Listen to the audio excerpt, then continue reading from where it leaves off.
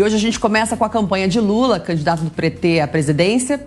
Resolveu investir pesado na ideia do chamado voto útil, tentando convencer os eleitores de Ciro Gomes, Simone Tebet e Soraya Tronic a mudarem de ideia e escolherem o ex-presidente ainda no primeiro turno. O fato é que Ciro e Tebet resolveram contra-atacar. O candidato do PDT chamou a atitude de terrorismo e fascismo de esquerda, enquanto a candidata do MDB considera que o PT está desrespeitando a população brasileira. Qual é a opinião de vocês sobre isso? Quem quer começar? Sou democrática. Com você, ô Cipó? Vou começar com você. Eu acho particularmente um absurdo, porque a gente tem que respeitar os votos de quem vai votar nos candidatos que nem começou a eleição, não estamos no segundo turno, não há uma negociação ainda, né? Então, eu acho que tem que ter um pouco de calma, não é um grupo fechado. Então, assim, as pessoas ainda têm seu tempinho. Vamos aguardar o primeiro turno daqui 2 semanas antes de começar qualquer negociação.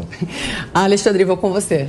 Eu diria que a eleição que se resolve no primeiro turno é um grande prejuízo para a democracia. Também 2 acho. turnos existem justamente para isso. O primeiro turno é onde você vai manifestar ideologicamente no que você acredita, independente da viabilidade ou não do seu candidato. O segundo turno você vai fazer uma comparação, e talvez é isso que incomode alguns, né? Você cria estratégia para não entrar naquele embate que talvez lhe seja menos favorável.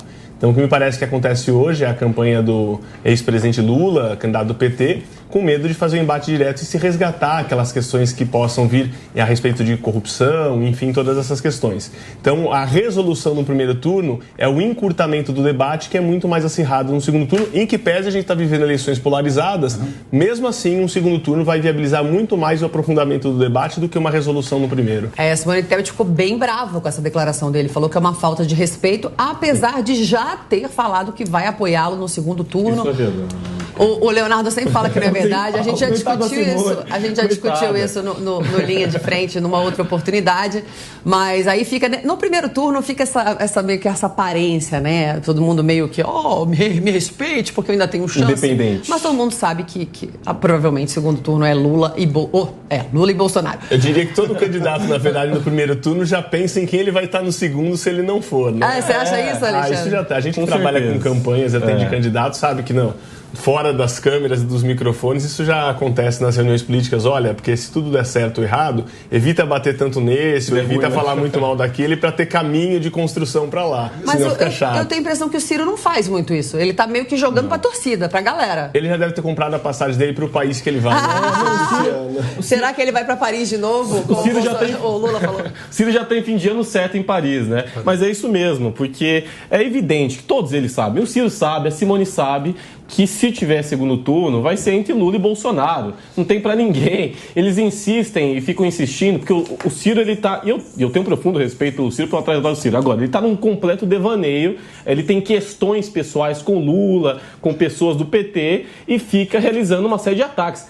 Fascismo de esquerda, Ciro, pelo amor de Deus, Ciro, pelo amor de Deus, assim, de verdade, você realmente mandou uma dessa, né? Então, infelizmente, você tem uma grande trajetória, é um cara ilibado, mas está jogando a sua história e o seu trabalho na lata de lixo por conta de desavenças pessoais, né? E agora, inclusive, vai perder a eleição, vai ter o pior resultado, a pior porcentagem da história de todas as candidaturas. De onde você tirou disso? É porque você...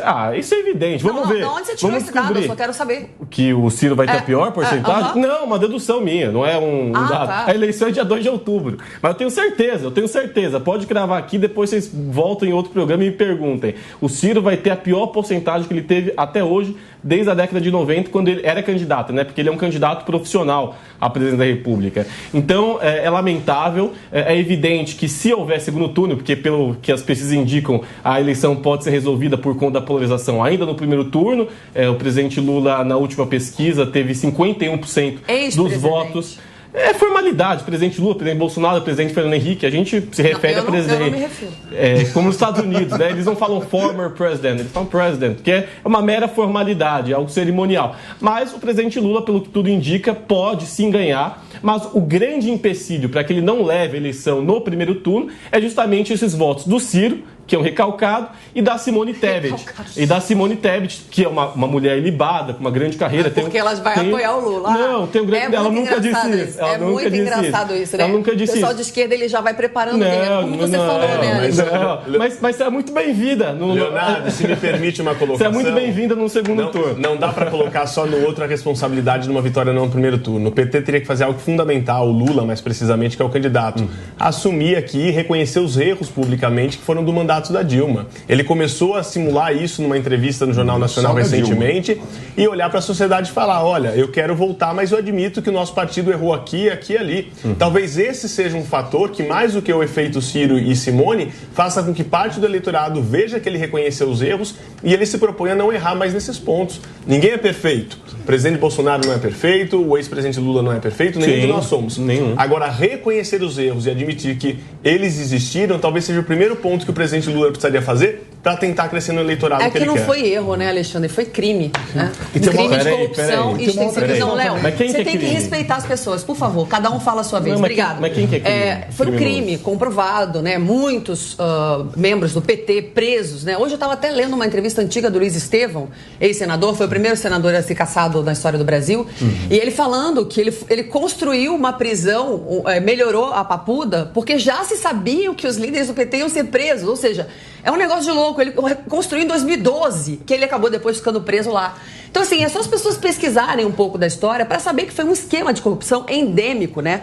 E sistemático. E aí o Lula quer voltar, e como vai melhorar? Impossível, impossível. Eles tiveram 14 anos para fazer um governo bem feito, não fizeram, destruíram o país.